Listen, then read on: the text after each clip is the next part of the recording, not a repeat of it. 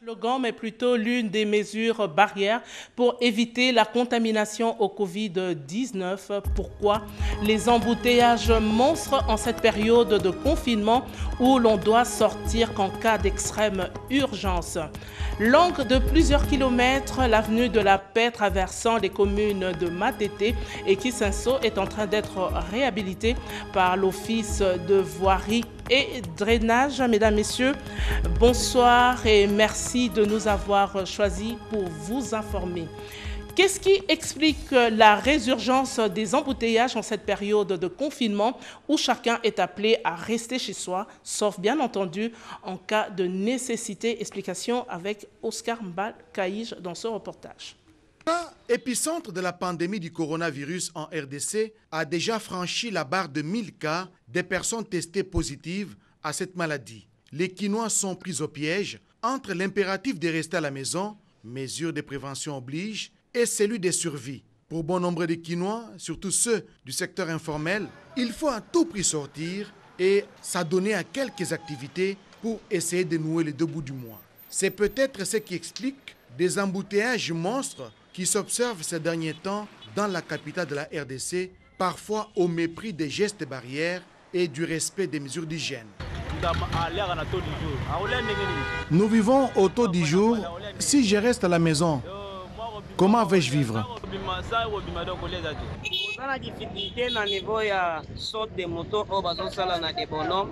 Il y a un trou béant au niveau des sauts de moutons de bonhommes. Tout le monde est appelé à passer par là. C'est ce qui nous crée des embouteillages.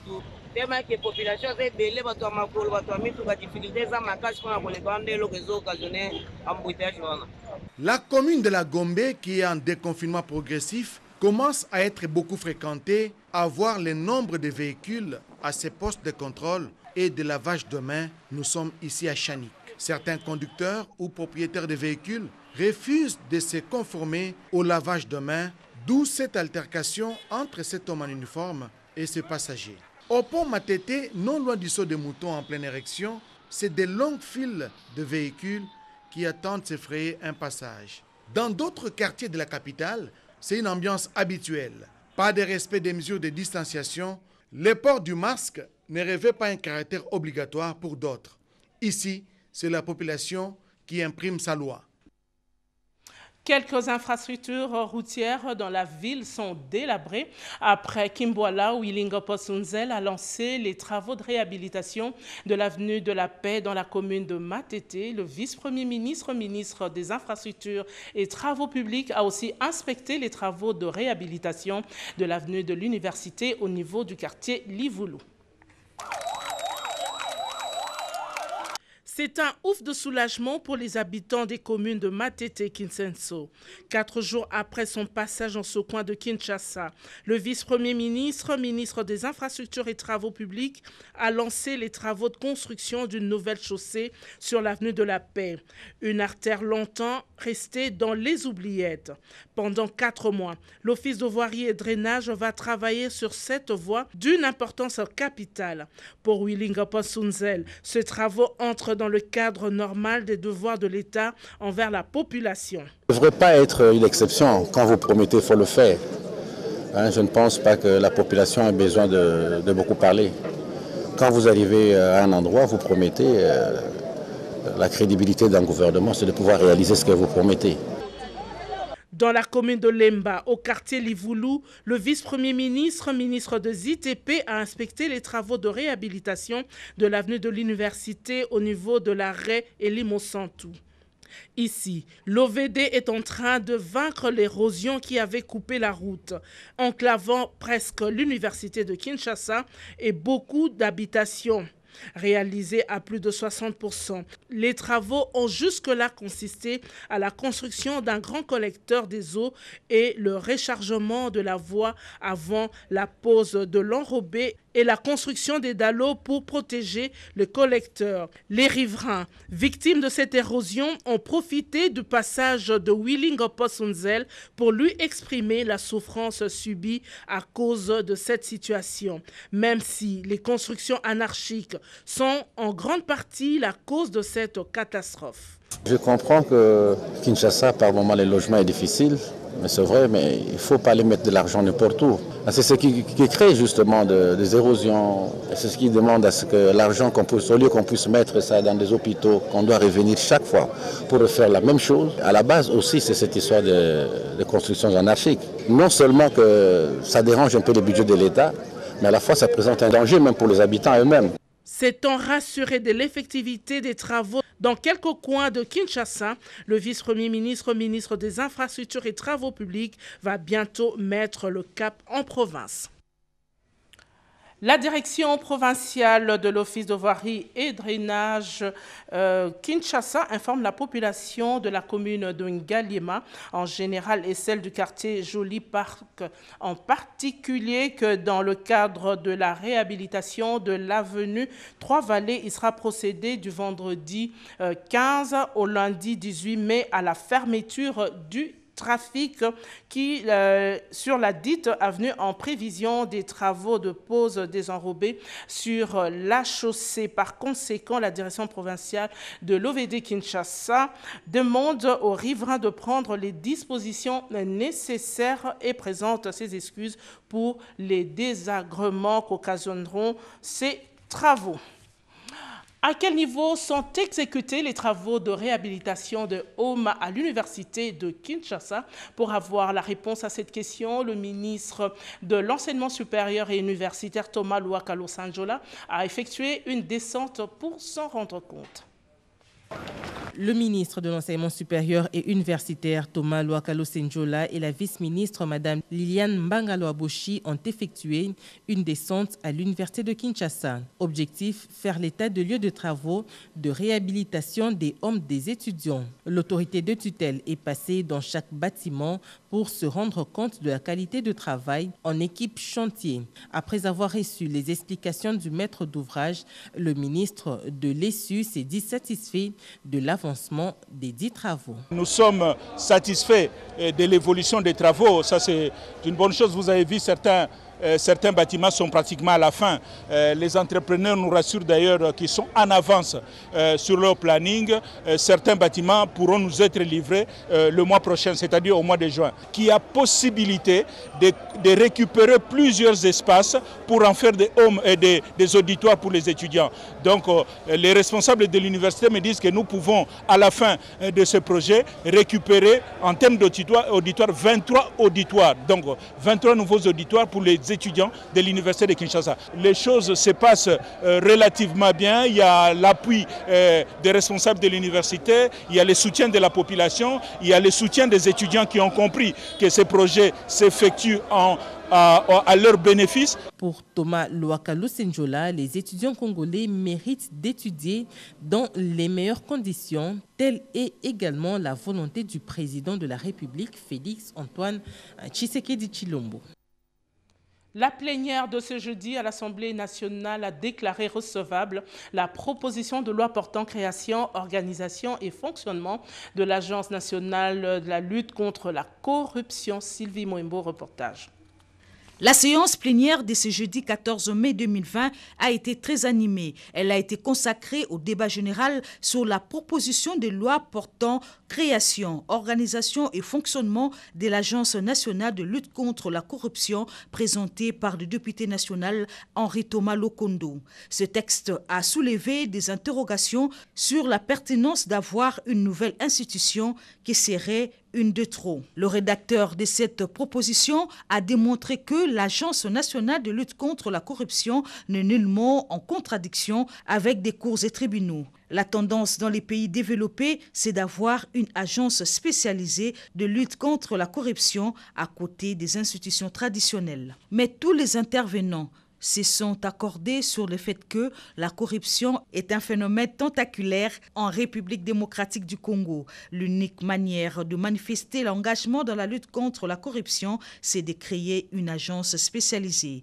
La présidente de l'Assemblée nationale, Janine Mabunda Lioko, a félicité l'auteur. Le test a été envoyé à la commission politico-administrative et judiciaire de l'Assemblée nationale pour analyse.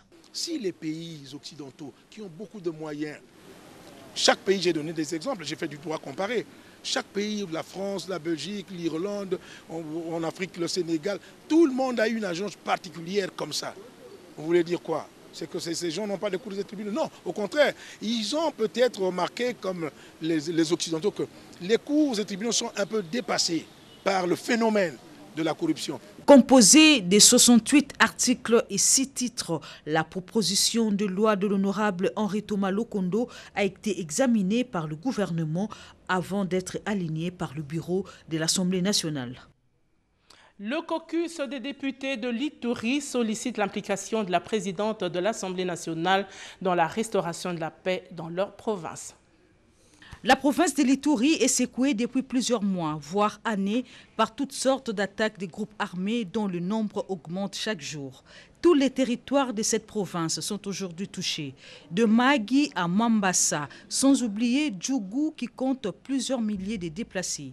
Ce tableau sécuritaire sombre a été présenté une fois de plus ce jeudi 14 mai à la présidente de l'Assemblée nationale, Janine Mabunda Lioko, par les représentants de cette population à la Chambre basse. Nous avons l'impression que sur le terrain, rien ne s'améliore. Et on se pose la question de savoir sincèrement où nous en sommes. Là, nous venions de rencontrer la présidente de l'Assemblée nationale, encore une fois, bien sûr, et elle a été vraiment pragmatique. Nous la remercions. Et elle est prête à nous faire venir le Premier ministre, avec qui nous devons vraiment échanger quant à ça. Et aussi l'aspect humanitaire que nous allons développer. Nous sommes vraiment satisfaits. Et demain, déjà, avec la commission de la défense, nous allons nous rencontrer dans la grande salle pour essayer de discuter de tout cela. Toujours dans la proximité à l'écoute du peuple, la présidente de l'Assemblée nationale reste ouverte au titre d'enrichissement à tous les éclaircissements sur cette situation persistante qui est à l'origine de nombreux déplacements des populations de Djougou à Bunia en passant par Magui et Mambasa. Même son de cloche au Sénat où les ressortissants de la province de l'Ituri se disent préoccupés par la situation sécuritaire dans leur province. Ils mutualisent les stratégies pour la restauration de la paix dans ce coin du pays. Voilà pourquoi ils ont rencontré le deuxième vice-président du Sénat, Eugénie Chabani nous en parle. La recherche des stratégies pour la restauration de la paix dans la province de l'Ituri est actuellement la préoccupation de tous les ressortissants de cette province. Cette province, grenier et référence des gisements d'or de la République démocratique du Congo, est actuellement le théâtre des flambées de violence. C'est dans cette optique que les ressortissants du territoire du Roumu ont sollicité le leadership du deuxième vice-président du Sénat, l'honorable John Tibassima, fils du terroir, pour la réconciliation de tous les auteurs des atrocités et leur sensibilisation à enterrer la hache de guerre pour lever plutôt l'étendard de la paix. Ainsi, la province de l'Ituri sera un oasis de paix. Il a rappelé qu'en cette période où l'économie du pays est fragilisée par les conséquences liées à la propagation de Covid-19, ces conflits constituent un frein réel au développement de cette province et va accentuer la pauvreté et la vulnérabilité de sa population vu le nombre de déplacés croissant. Le deuxième vice-président a promis de s'impliquer personnellement pour mettre fin à ces conflits. À la fin de cette audience, la présidente de la communauté Bira de Kinshasa, Silikani Bouzoume-Bert, a fait le point de cette rencontre. Le problème, c'est ne pas laisser les conflits naître, décourager les jeunes gens qui sèment la terreur dans nos communautés et surtout parler de la paix. Et nous voulons aussi que notre communauté sur place, sur le plan local, qui s'associe aussi au gouvernement provincial pour justement qu'on arrive à installer la paix. En tant qu'acteur politique de longue date de là, c'était tout à fait normal qu'on vienne le voir pour qu'on attende sa voix et on s'allie aussi à sa personne pour que justement que sa voix, qui est écoutée aussi sur le plan national et provincial, que cette voix-là aussi parle de la paix. La province du Sankourou traverse une crise institutionnelle. Le caucus des députés nationaux et sénateurs est venu exposer le problème au Premier ministre. Les échanges ont tourné également autour du désenclavement de cette province ainsi que la riposte de la pandémie du Covid-19. Déjà à leur niveau, ils ont placé le caractère très urgent, les préoccupations de la province dont ils sont tous élus, sénateurs et députés, le Sankourou. Le dysfonctionnement de l'État est dénoncé par le porte-parole du groupe, Christophe Lutundula. Parmi ces questions, il y a une qui est préjudicielle à tout. C'est la question de la crise institutionnelle que connaît la province depuis bientôt une année et quelques mois. En effet, la province de Sankourou n'a pas, à l'heure qu'il est, une autorité gouvernementale qui fonctionne régulièrement. Et l'Assemblée provinciale connaît la même situation. Pour l'ensemble des problèmes que nous avons soulevés, le Premier ministre a non seulement reconnu la pertinence, mais a dit aussi que pour plus d'efficacité et de pragmatisme, il va falloir que nous revenions ici, il va nous appeler pour une discussion détaillée avec les ministres sectoriels compétents. D'abord, le fait qu'il nous ait reçus à une période aussi tendue de la gestion du destin national à cause de la pandémie de Covid-19, c'est très important. Ça prouve qu'il porte une attention particulière sur notre province. Ensuite, nous avons échangé librement. Il a été accessible à tous nos problèmes.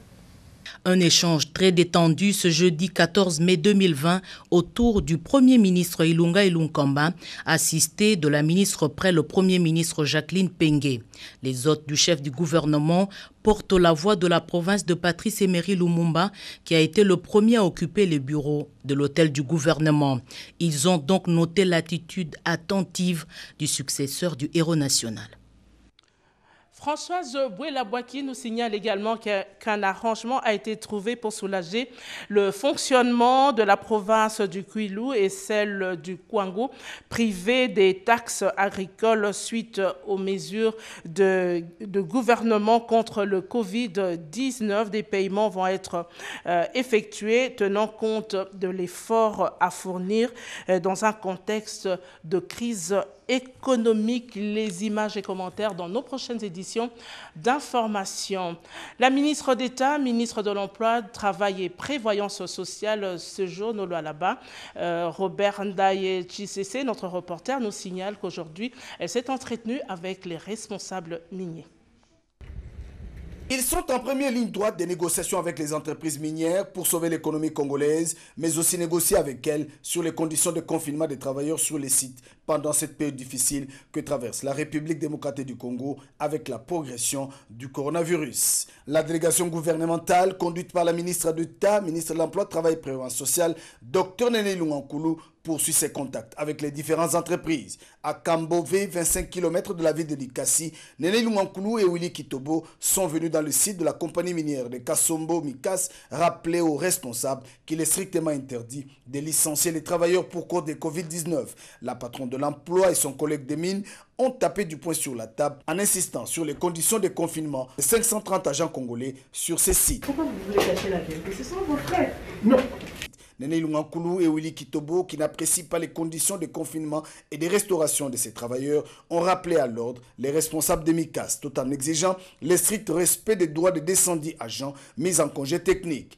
Même constat alarmant à l'entreprise KPM qui a construit des tentes sans tenir compte des conditions climatiques. Il faut que cela change sans délai. Oui, la délégation gouvernementale salue l'esprit patriotique des travailleurs congolais qui ont accepté de se faire confiner pour sauver l'économie congolaise, mais non aux mauvaises conditions de confinement et de restauration. La Société nationale d'électricité, département des distributions de Kinshasa, DDK, informe son aimable clientèle que suite aux travaux prévus sur les réseaux de distribution moyenne tension, la fourniture de l'énergie électrique sera interrompue demain vendredi de 10h à 15h dans certains quartiers de la commune de Maluku. Toutefois, le rétablissement de l'électricité pourra intervenir aussitôt que les travaux auront pris fin. Pour toute information utile, de centres de vente et services sont à la disposition de la clientèle ainsi que le call center 177 188. La SNEL présente ses excuses pour ce désagrément. Bientôt, la République démocratique du Congo va disposer d'un incubateur outil indispensable pour financer les différents projets élaborés par les jeunes innovateurs et inventaires congolais, sujet au cœur des échanges entre le ministre de l'Industrie et le représentant de l'ONIDI.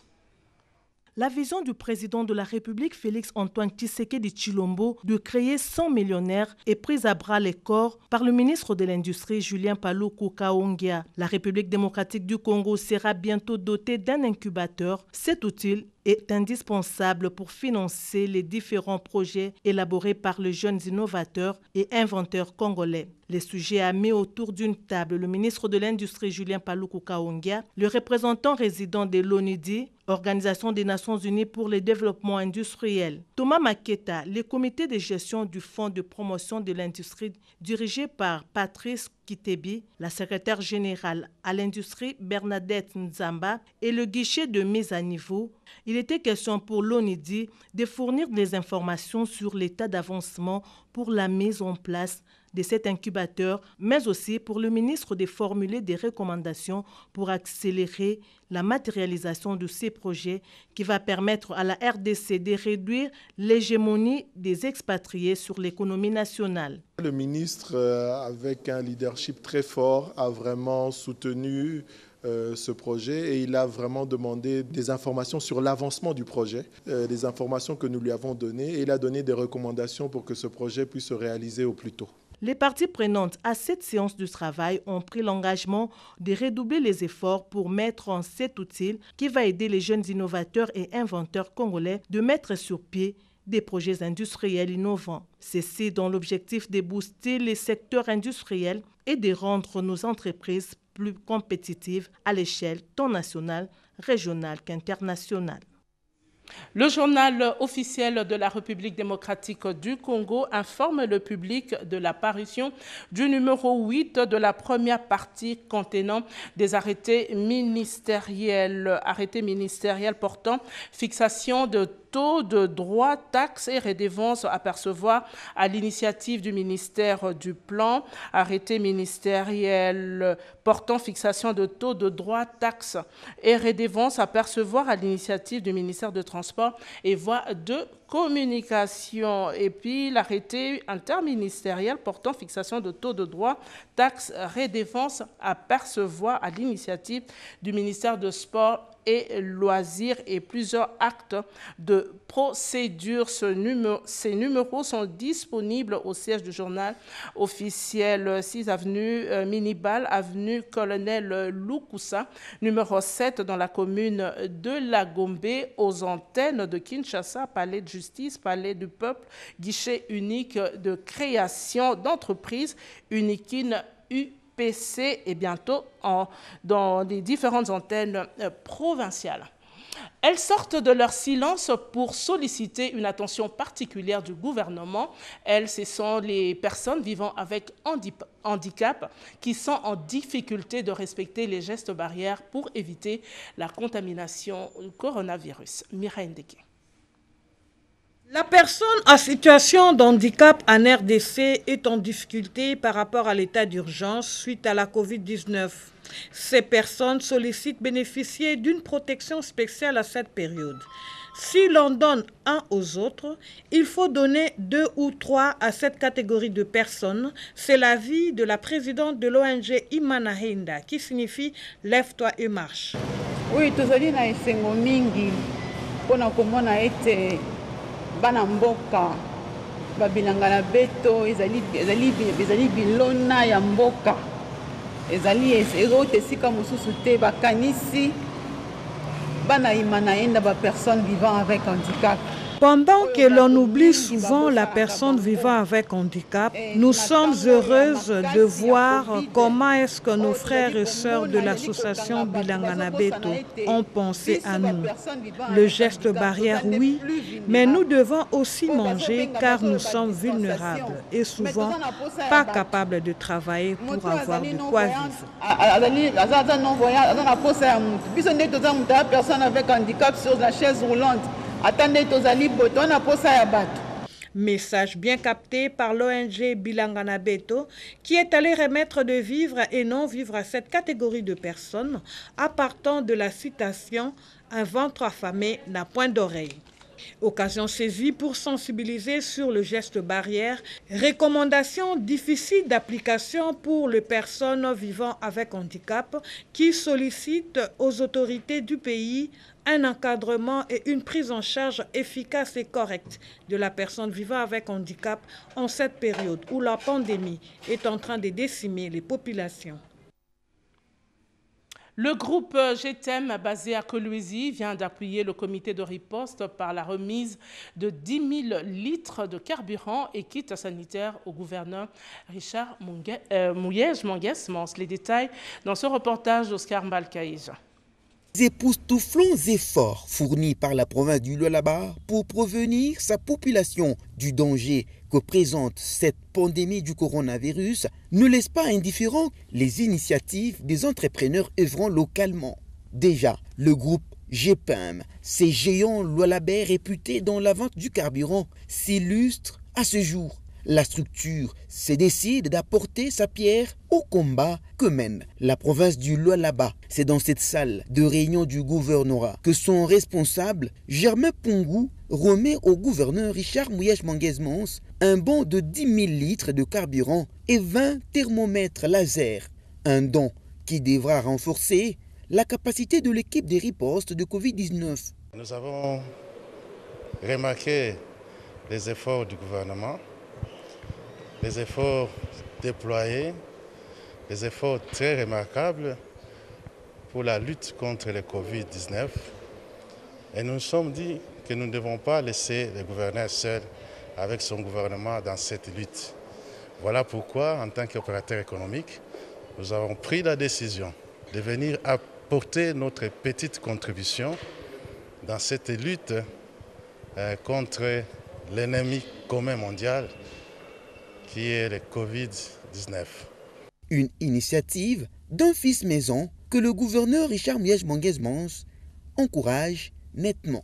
Dans une période de pandémie, tout le monde le sait, les conséquences sont assez fortes sur les affaires, mais il vient à la rescousse de son peuple à travers la province. Je crois que c'est admirable.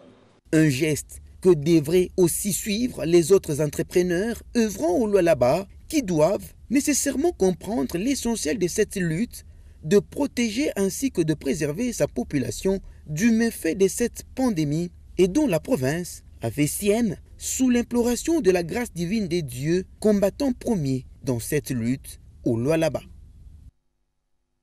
Le ministre de la Santé publique, le docteur Eteni Longondo, séjourne à Matadi, dans la province du Congo central. La lutte contre le Covid-19 a motivé cette mission officielle.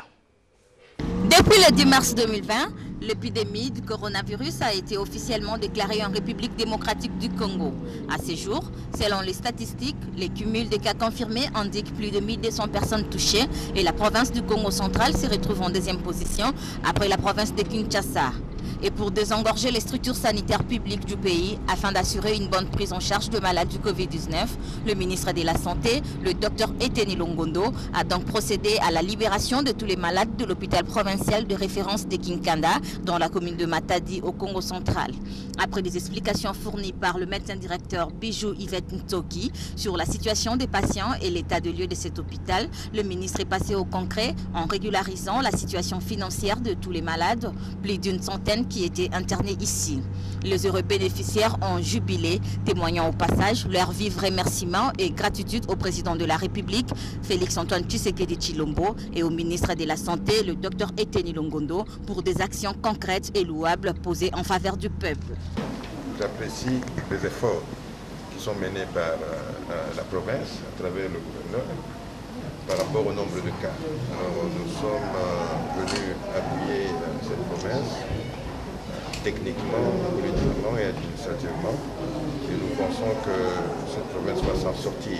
Sensibilisation oblige, perché sur un véhicule et mégaphone en main, un véritable homme de terrain, le numéro 1 de la santé a parcouru différentes artères de Matadi pour sensibiliser la population sur le respect strict de gestes barrières pour lutter efficacement contre le coronavirus.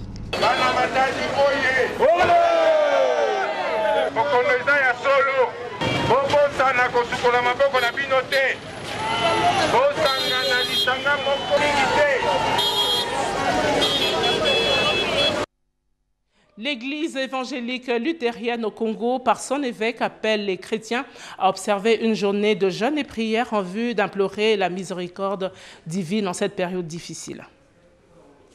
La République démocratique du Congo, comme d'autres pays dans le monde, est aussi touchée par la Covid-19.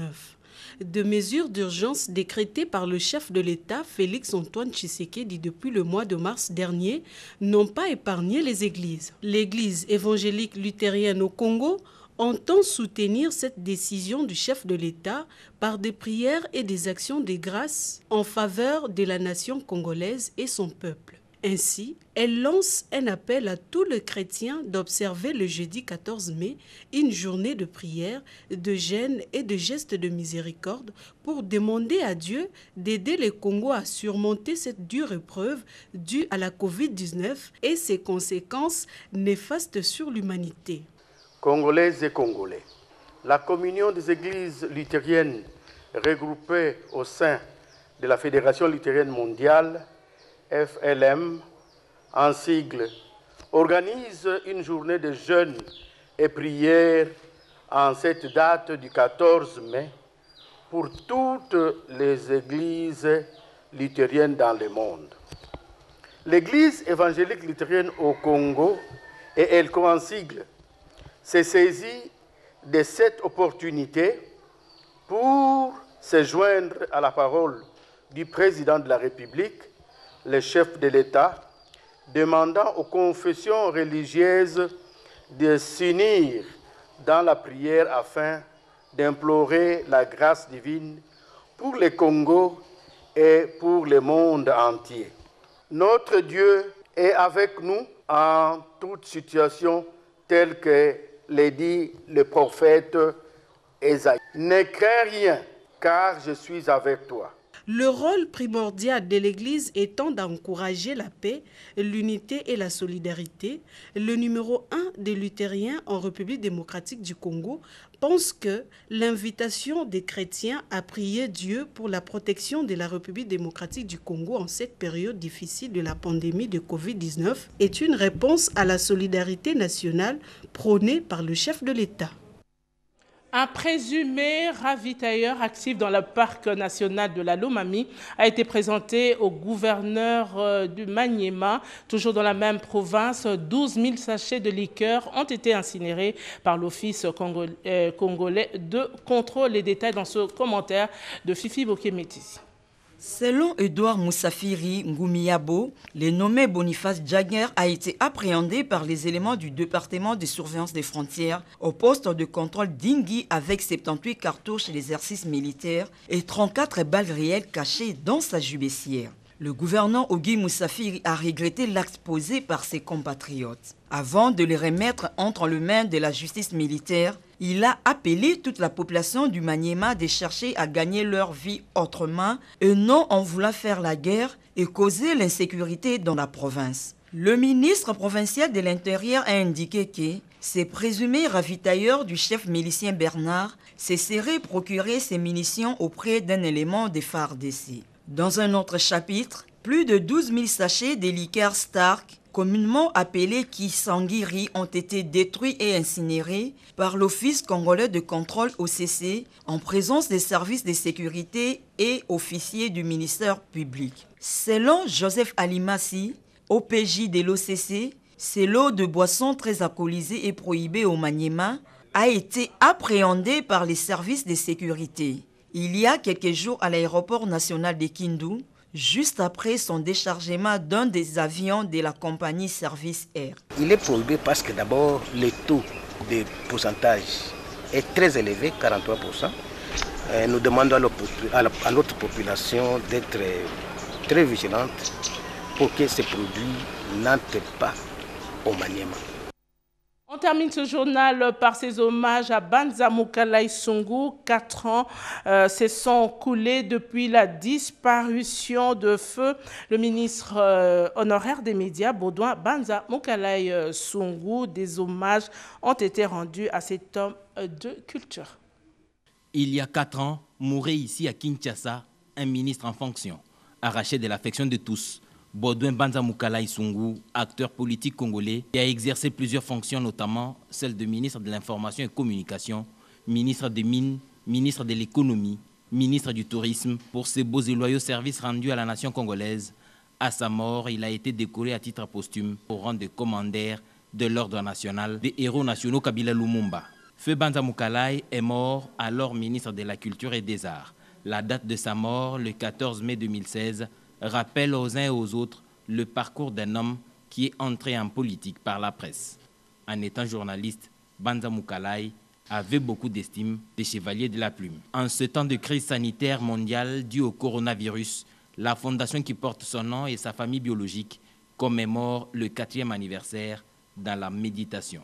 La fondation portant son nom, Fondation Banza Mukalai Sungu, ses partenaires ainsi que la famille biologique ont donc décidé de commémorer ce 4e anniversaire de sa mort dans la méditation à cause de la pandémie globale coronavirus.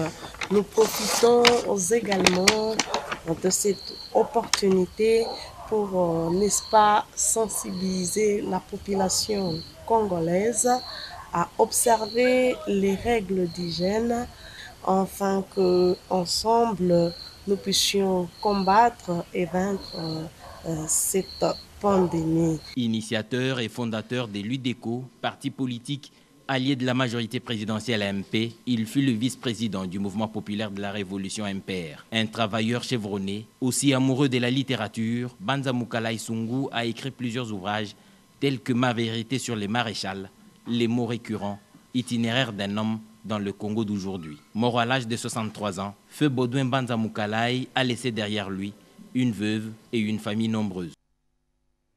Nous sommes arrivés à la fin de cette édition, mais avant de nous séparer, le rappel de titre. Rester chez vous n'est pas un slogan, mais plutôt l'une des mesures barrières pour éviter la contamination au Covid-19. Vous avez suivi dans ce journal les explications sur la résurgence des embouteillages dans la capitale. Également, le lancement des travaux de l'avenue de la Paix, l'avenue traversant les communes de Matété, Kinshasa, par le vice-premier ministre, ministre des Infrastructures et Travaux publics. Mesdames, Messieurs, c'en est fini pour cette édition d'information, édition de Oscar Mbal Kaïj, réalisée par Ignace Chibangu et Simon Kankolongo, rédigée par Renette Koulonga. En leur nom, je vous dis merci de l'avoir suivi. Retrouvez Lisette Mujinga Mutombo à 22h pour la suite de l'actualité.